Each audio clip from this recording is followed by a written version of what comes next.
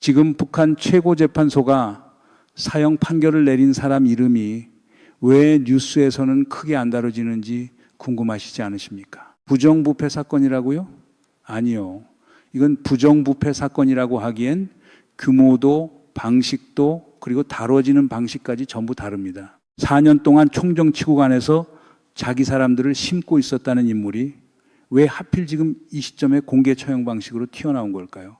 그리고 김정은이 개인 처벌로 끝내지 않고 총정치국 조직 자체를 손보기 시작했다는 게 이게 무슨 뜻일까요? 오늘 이 영상에서 세 층을 벗겨보겠습니다. 표면에 나온 죄목 하나, 그 뒤에 숨은 김정은의 진짜 공포 하나, 그리고 이 사태의 종착지가 왜 결국 평양의 판 자체를 흔들 수 있는지 마지막에 정리해드리겠습니다. 먼저 하나 짚고 시작하겠습니다. 노동신문이 스스로 발키철이라는 인물을 독소와 폐물이라고 부른 순간이 있었어요. 그런데 이게 왜 무서운 표현이냐면 김정은 집권 이후 관영 매체가 실명으로 이런 표현을 쓴 게 겨우 두 번째입니다. 첫 번째가 누구였는지 아시죠? 2013년 12월 그 이름 하나만으로도 평양 전체가 얼어붙었던 그 사건이에요. 그럼 이 사건이 진짜 뭐냐면요. 이건 단순한 북한 내부 숙청이 아닙니다. 김정은이 지난 14년 동안 쌓아온 유일 지배 구조가 스스로의 무게를 못 견디기 시작했다는 신호예요. 노동신문이 자기 입으로 군사정치 지도부내에 남아있는 독소와 폐물이라는 표현을 썼습니다. 이 말 그대로 옮기면 군 지도부 안에 지금도 청소해야 할 것들이 남아있다는 뜻이에요. 스스로 그걸 인정한 겁니다. 그런데 이 표현 지상파 뉴스에서는 다들 흘려넘겼습니다. 대부분 군 부패 척결한다 정도로만 헤드라인을 뽑았거든요. 지상파만 보고 있으면 이 구도는 안 보여요. 부패라는 단어에 시선이 묶여버리니까. 그래서 오늘 세 층을 순서대로 벗겨보겠습니다. 표면에는 뭐가 나왔는지, 그 뒤에 김정은이 진짜로 뭘 두려워하고 있는지, 그리고 이게 앞으로 몇 달 안에 어떤 결과로 이어질 수 있는지, 표면, 동기, 결과, 세 층입니다. 세 번째 층까지 못 가면 이 사건의 진짜 무게는 안 잡힙니다. 먼저 표면부터 봅시다. 북한 노동신문이 스스로 밝힌 죄목부터 박희철, 인민군 총정치국, 조직부국장, 4년 동안 그 자리에 앉아 있었던 인물입니다. 그런데 총정치국이라는 데가 대체 뭘 하는 곳이냐? 이걸 먼저 짚어야 이번 사건이 왜 심각한지가 보입니다. 쉽게 말씀드리면 총정치국은 군대 안에 심어놓은 노동당 조직이에요. 명령이 위에서 아래로 잘 내려가고 있는지, 병사들이 딴 생각 안 하고 있는지, 지휘관이 자기 사조직 만들고 있지는 않은지 그걸 다 감시하는 자리입니다. 북한 안에서 이걸 당의 눈이라고 부릅니다. 그리고 그 조직 안에 조직부라는 데가 있어요. 인사권을 쥐는 손입니다.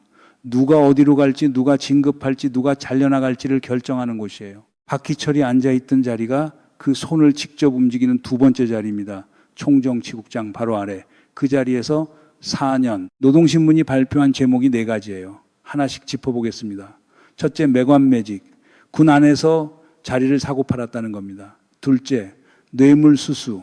4년 동안 거액을 챙겼다고 밝혔어요. 셋째, 신복과 아첨꾼을 주요 직제에 배치. 자기 사람들을 곳곳에 심었다는 얘기예요. 넷째, 정치협잡 행위. 이건 조금 뒤에 다시 짚어야 할 표현입니다. 그런데 이 4개 위에 진짜 무거운 문장이 하나 올라가 있어요. 노동신문 원문 그대로 옮기면 당의 유일적 영군체계 확립을 저해했다는 겁니다. 이게 무슨 뜻인지 짚어보겠습니다. 유일적 영군체계라는 게 쉽게 말하면 군대는 오직 김정은 한 사람의 명령만 따라야 한다는 원칙이에요. 이 원칙을 흔들었다. 이게 이번 죄목의 진짜 핵심입니다. 그리고 여기에 이례적인 표현이 하나 더 붙었습니다. 자기에 대한 환상을 조성했다는 표현이에요. 자기 사람들 앞에서 스스로를 신격화하기 시작했다는 뜻입니다.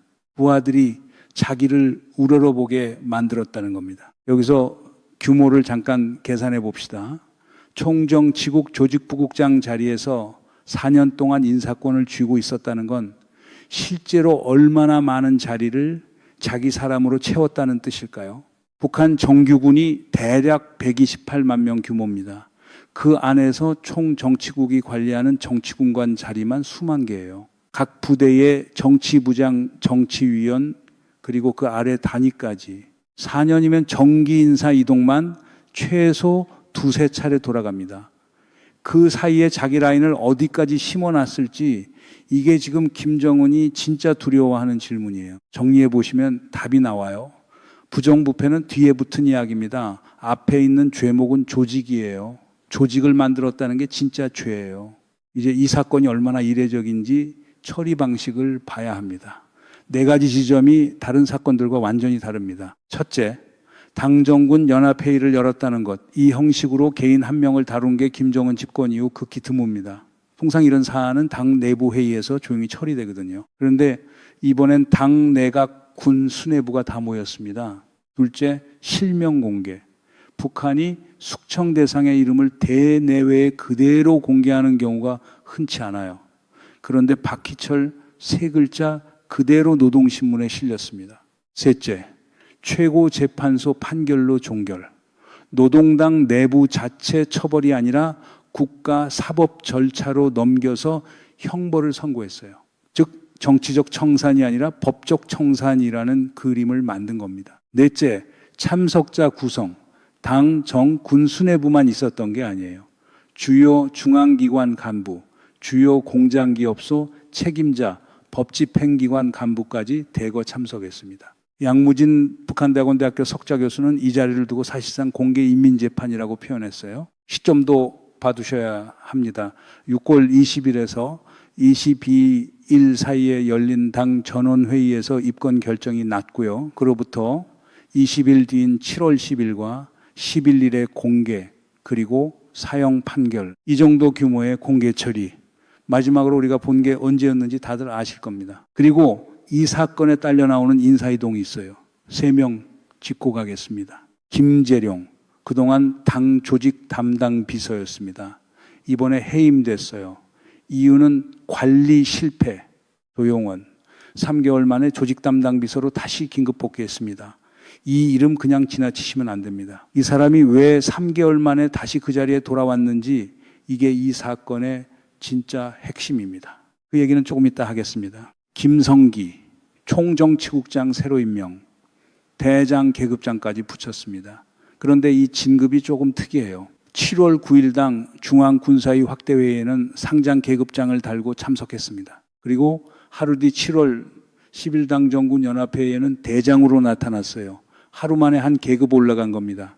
총정치국장 자리에 앉히면서 급하게 계급을 맞춰준 셈이에요. 그만큼 이 자리를 비워둘 수 없다는 뜻입니다. 여기까지가 표면이에요. 고양이한테 생선 맡겨놨더니 4년 동안 반찬 가게를 차렸다는 얘기입니다. 그런데 여기까지 들으시고 나면 자연스럽게 이런 생각이 드실 겁니다. 결국 부정부패 처단이네. 표면 제목 그대로만 보면 그렇게 보여요. 그런데 그게 이 사건의 답이 아닙니다. 결국 이 사건의 답은 김정은 이 군 부패를 손봤다는 거잖아요. 유일지배 강화하려고 도둑 하나 잡은 거고, 여기서 정리 끝내고 싶은데 근데 여기서 끝내면 진짜 이야기를 놓칩니다. 그런데 여기서 한 가지 놓치면 안 되는 게 있습니다. 노동신문이 이번에 쓴 표현 중에 진짜 무서운 게 하나 있어요. 그동안 북한이 잘 안 쓰던 표현입니다. 특대형 부정부패, 특대형이라는 단어를 정권 스스로 이 사건에 붙였습니다. 대형보다도 큰 겁니다. 왜 스스로 이렇게 큰 사건이라고 인정하고 있는지 이게 이상하지 않으십니까? 그리고 이 시점을 보십시오. 4년간 저지른 일이라고 스스로 말했어요. 4년 전이면 김정은 유일 지배 체제가 이미 완성됐다고 다들 평가하던 시기입니다. 그 완성된 체제 안에서 조직부 국장 자리에 있는 사람이 4년 동안 자기 세력을 만들고 있었다는 겁니다. 이 두 가지가 만나면요, 지금 우리가 보고 있는 게 부정부패 사건이 아니에요. 유일 지배가 사실은 완성 안 됐다는 사실을 김정은이 스스로 인정해버린 겁니다. 이 사건은 부패 척결이 아닙니다. 이건 유일 지배의 균열을 사후에 뒷수습하는 과정이에요. 그럼 그 균열이 어디까지 갔길래 김정은이 지금 총정치국 조직 자체를 손보기 시작한 걸까요? 문제는 여기서부터입니다. 노동당의 조직 지도부라는 데가 있어요. 북한 권력 구조 안에서 진짜 심장 역할을 하는 곳입니다. 조직 지도부장이 하는 일이 뭐냐면 당과 군의 모든 인사권을 쥐는 겁니다. 누구를 어디 앉힐지, 누구를 언제 뺄지, 그걸 결정하는 자리예요. 김정은의 유일 지배 체제가 실제로 굴러가는 통로가 여기입니다. 여기서 하나 더 짚어야 할 게 있어요. 북한은 원래 군을 감시하는 층이 세 겹이에요. 조직 지도부가 위에서 인사와 조직 라인을 잡고 있고 그 아래 총정치국이 군 안에서 사상과 지휘를 통제하고 그 옆에 국가안전보위부가 별도로 정보를 걷어 올립니다. 서로를 감시하는 구조예요. 그런데 이번 사태는 그중 두 번째 층인 총정치국이 통째로 감염됐다는 걸 드러낸 겁니다. 세 겹 중에 한 겹이 빠진 셈이에요. 그러니까 지금 김정은이 남은 두 겹, 그 중에서도 조직 지도부에 매달리고 있는 겁니다. 그리고 조용원, 이 자리를 오랫동안 맡아온 사람입니다. 유엔 안보리 제재 명단에 올해 3월 등재됐어요. 김정은 시찰 다닐 때 양말 바람으로 수행할 정도로 최측근입니다. 사실상 김정은의 그림자예요. 그런데 3개월 전에 이 자리에서 잠깐 물러났었습니다. 김재룡한테 그 자리를 잠깐 맡겼어요. 그리고 이번 박희철 사건이 터지자마자 조용원을 다시 그 자리에 앉힙니다. 긴급 복귀시켜요. 3개월 만에 다시 그 자리에 앉힐 사람이 조용원 말고 없다는 것. 이게 뭘 의미할까요? 이번 사태를 두고 북한 문제를 오래 다뤄오신 전문가 한 분이 이렇게 표현했어요. 인민군 노동당 조직을 통째로 없앤다는 것은 이거는 거의 반란에 준하는 행동이라고요. 정확한 진단입니다. 총정치국 조직부국장 자리에 있으면서 4년 동안 자기 사람들을 심었다는 얘기는요, 군을 감시하는 조직 자체를 자기 개인 조직으로 바꿔치기 하고 있었다는 뜻이에요. 감시자가 감시자를 매수해서 자기 사람으로 채워 넣었다는 겁니다. 김정은이 왜 이걸 반란급으로 바뀌었습니까? 총정치국은 김정은이 군을 통제하는 유일한 채널이에요.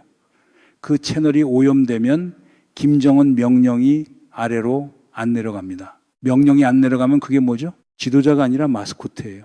그러니까 자기에 대한 환상 조성이라는 표현이 저렇게 무서운 겁니다. 군 안에서 박기철 라인이라는 게 만들어지고 있었다는 뜻이에요. 김정은 아래에서 김정은이 아닌 사람에게 충성하는 그룹이 자라나고 있었다는 겁니다. 동탁말로 가는 그림이 보이는데요.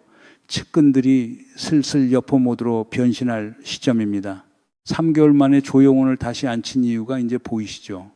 조직 지도부는 김정은에게 절대 다른 사람 손에 맡길 수 없는 자리입니다. 잠깐 다른 사람에게 맡겼다가 이번 사태가 터진 겁니다. 김재룡이 조직 관리에 실패했다는 게 사실은 박희철 세력이 그 밑에서 자라나는 걸 못 봤다는 뜻이에요. 그러니까 김재룡 개인이 부패했다는 얘기가 아닙니다. 감독을 못했다는 얘기입니다. 그리고 감독을 못한 대가로 자리를 잃었어요. 여기서 진짜 물어봐야 할 질문이 있습니다. 왜 4년 동안 못 봤을까요? 조직 지도부가 그렇게 정교한 조직인데 왜 자기 밑에 있는 조직부 국장이 4년 동안 세력 만드는 걸 몰랐을까요? 이 질문에 답이 나오면 지금 북한이 왜 그렇게 이례적인 조치들을 동시에 쏟아내고 있는지 그림이 하나로 잡힙니다. 같이 짚어봅시다. 7월 9일, 그러니까 박희철 공개 처리 딱 하루 전에 당 중앙군사위원회 제국이 제1차 확대 회의가 열렸어요. 여기서 7권 명령이 나왔습니다. 핵무력 강화, 군사기지 현대화, 정찰정보 총국 확대, 해군기지 건설, 훈련 변혁, 전투체계 갱신, 전방부대 재편, 하루에 7건입니다. 정찰정보 총국 확대 부분이 특히 눈에 띕니다. 그동안은 대남 정보 활동에 집중돼 있었어요. 그런데 이번에는 잠재적 적수들 감시로 범위가 확장됐습니다. 국가 단위 대외정보 체계로 전환됐다는 분석이 나옵니다. 그리고 국경 통제 강화, 이건 조금 이따 다시 짚어야 할 대목입니다. 이게 처음이 아니에요. 같은 패턴이거든요. 김정은이 뭔가 내부에서 흔들릴 때마다 밖으로 강경 카드 꺼냅니다. 그런데 이번에는 강도가 다릅니다. 하루에 7건. 그리고 다음날 공개 처형. 여기서 잠깐 2013년으로 돌아가 봅시다. 장성택 처형 사건 기억하실 겁니다. 그때 죄목이 뭐였는지 아세요? 당의 유일적 영도체계 확립을 저해했다는 문장이었어요.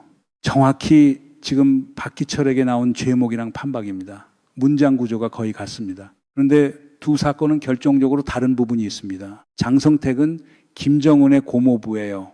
왕조 안의 인물입니다. 그러니까 그때는 왕조 밖에서 흔들 수 있었던 사건이에요.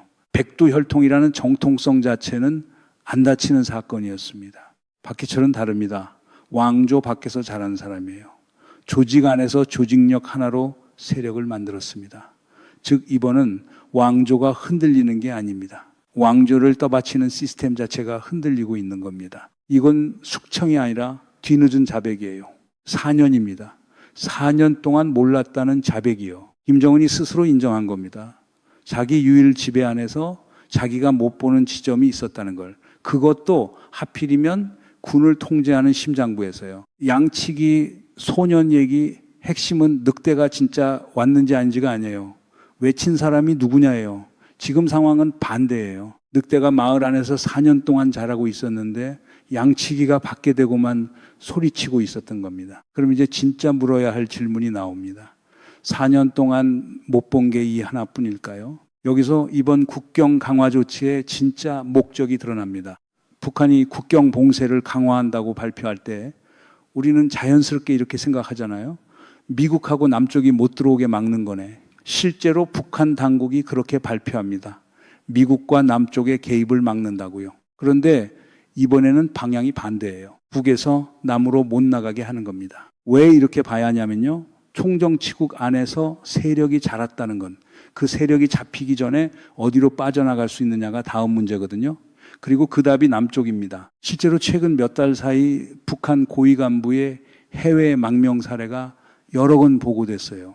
지난 5월에는 김일성 외가의 직계 자손이자 북한 정보당국의 방첩 임무를 총괄하던 고위 간부가 해외로 망명했다는 텔레그래프 보도가 나오기도 했습니다. 즉 이번 국경 강화의 진짜 메시지는 대남 메시지가 아니에요. 대내 메시지입니다. 지금 평양 안에 있는 흔들리는 사람들에게 보내는 신호예요. 도망갈 수 있는 길은 다 막혔기 때문에 꿈도 꾸지 말아라. 그 신호입니다. 이 사건이 왜 하필 지금이냐면요.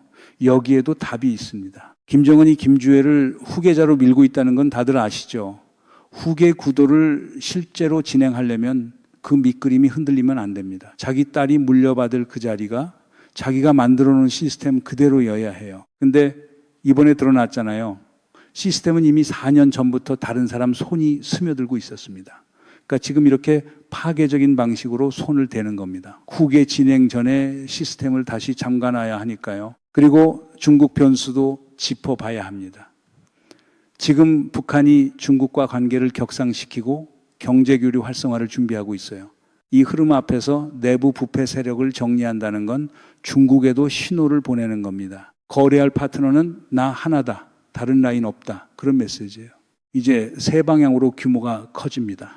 크기로는 개별 처형에서 조직 개편으로 그리고 유일 지배 체제의 근본 흔들림으로 시간으로는 즉각적 처벌에서 앞으로 몇 달의 추가 숙청으로 그리고 승계 시나리오 전체로 거리로는 북한 내부 문제에서 한반도 안보로 그리고 한국 국민의 실생활 리스크까지 이게 남의 얘기가 아니에요.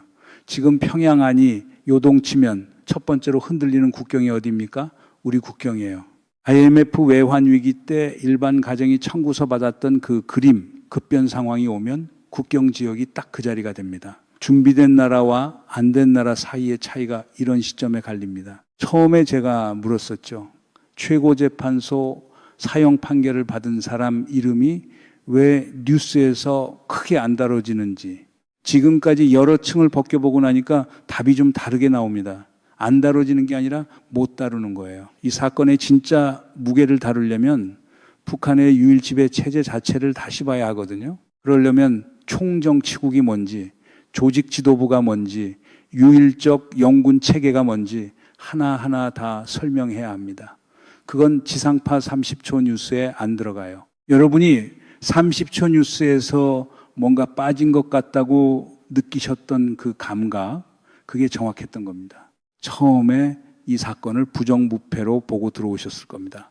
그런데 여기까지 오시면서 보이는 그림은 다릅니다. 부정부패는 이 이야기의 겉옷이었을 뿐이에요. 그 안에는 유일지배 체제의 균열이 있었고 그 균열을 급하게 봉합하는 김정은의 손이 있었고 그리고 그 손 뒤에는 봉합이 안 됐을 때 어디로 갈지 모르는 급변 시나리오가 있습니다. 표면과 결과 사이의 거리, 이게 오늘 얘기의 진짜 무게입니다. 이제 진짜 물어야 할 질문은 이겁니다. 박희철 한 사람으로 이 파도가 끝날까요? 아니면 이건 시작일 뿐일까요? 그리고 하나 더 짚어드릴 역사가 있어요. 1995년 이야기입니다. 김정일 집권 초기 조선인민군 제육군단에서 쿠데타 모의 사건이 있었습니다. 함경북도 청진에 사령부를 둔 부대였어요. 이 사건 이후 김정일이 뭘 했냐면 국가안전보위부, 국경경비대, 인민보안부의 일부를 인민무력부로 통합시켰습니다. 감시체계를 다시 짰다는 얘기예요. 지금 김정은 이 총정치국을 손보고 정찰정보총국을 확대하고 국경 통제를 강화하는 그림, 30년 전 아버지가 육군단 사건 이후 했던 조치와 구조가 거의 같습니다. 이 1013년 장성택 처형 이후에 북한이 어떻게 됐는지도 다들 기억하실 겁니다. 그 이후로 2년, 3년 동안 계속 인사폭풍이 몰아쳤어요. 그때는 왕조 안에 인물가 나였습니다. 이번은 조직 안에서 자라난 세력이에요. 어느 쪽이 뿌리 뽑기 더 어려운지 그건 여러분이 판단하실 몫입니다. 이 흐름이 앞으로 몇 달 어떻게 진행되는지 계속 같이 추적하고 싶으시면 구독 눌러주십시오. 다음 단계가 언제 어떻게 나올지, 관영 매체가 어떤 표현을 새로 꺼내는지 그 신호들 놓치지 않으시려면 알림 설정도 같이 부탁드립니다. 오늘 이 분석이 조금이라도 도움이 되셨다면 좋아요 한번 눌러주시면 다음 영상 준비하는 데 힘이 됩니다.